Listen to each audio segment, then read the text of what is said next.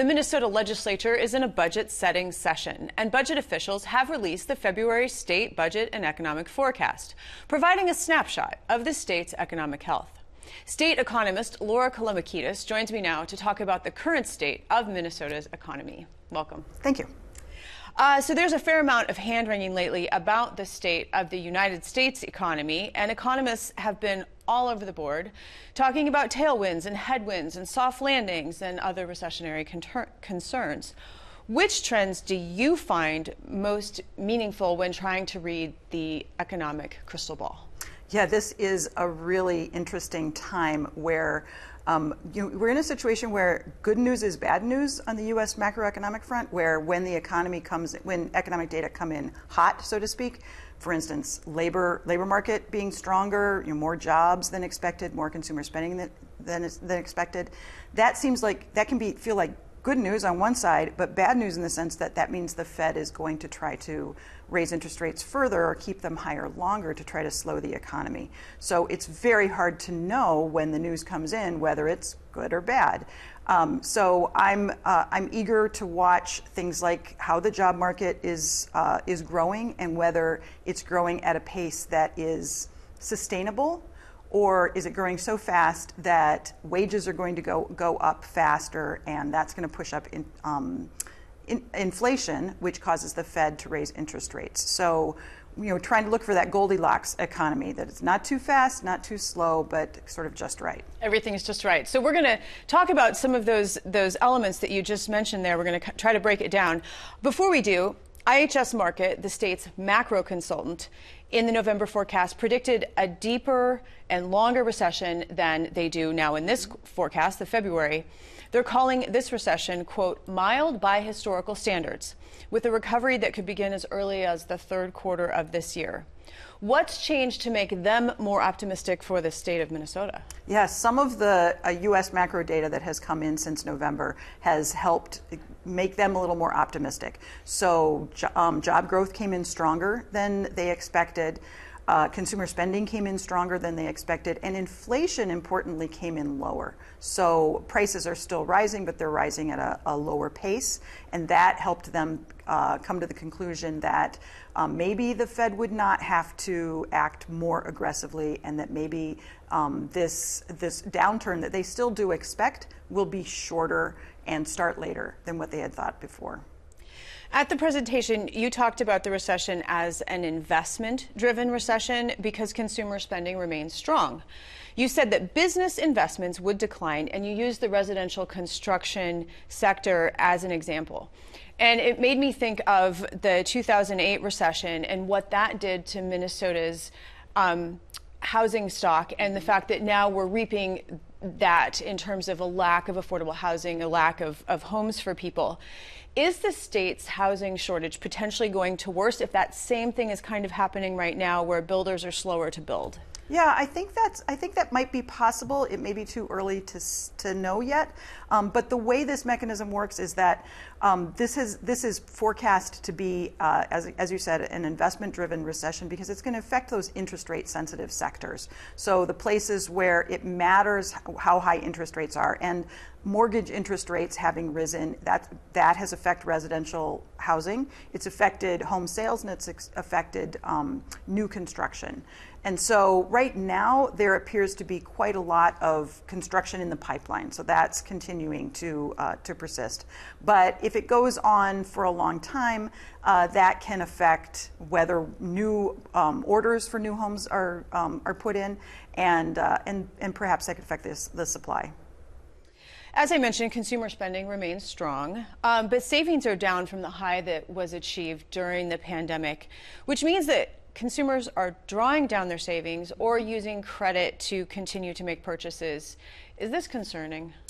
So yeah, what happened was during the post, right after the pandemic, right at the beginning of the pandemic, the federal government, sent people stimulus checks and pandemic unemployment benefits, and the savings rate went extraordinarily high. So people saved a lot of that money, and they've been drawing it down since then.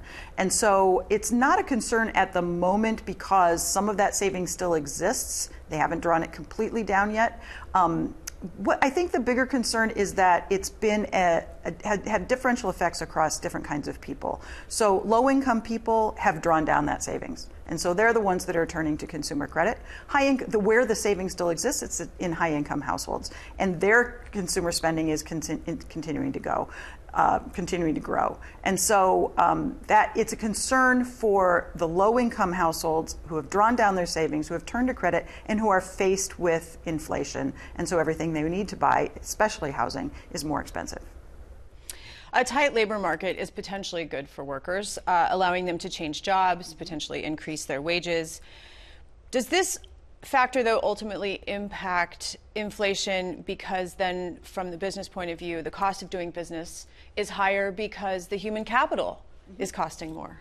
Yes, it certainly can, and that's the concern of how can we bring inflation down. That one of the expectations right now is that with a forecast recession, that aggregate demand is going to go down. That's going to reduce the demand for labor. That's going to reduce this wage pressure. So the unemployment rate goes up, and wage pressure comes down, and that helps soften inflation.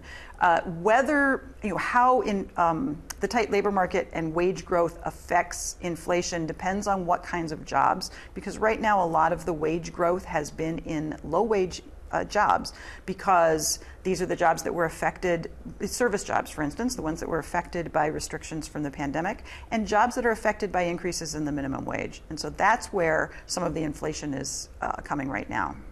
Let's talk about the labor market just briefly. The report states, quote, "A recovery in labor force participation, perhaps from increased immigration, delayed retirements, or improved access to childcare, could support more robust job growth," because we do have a tight labor market. Yeah.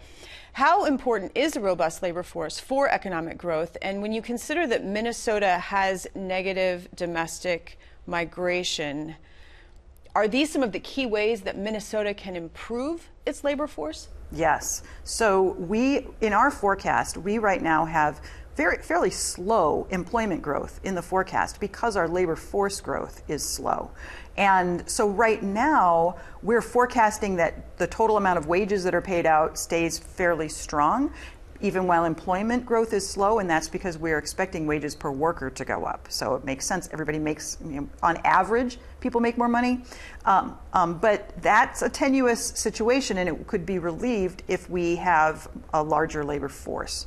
And so policies that can reduce barriers to work can help loosen that up. So childcare is one of the key ways, affordable housing, transportation, training. These are ways that we can potentially bring people into the labor force and increase labor supply.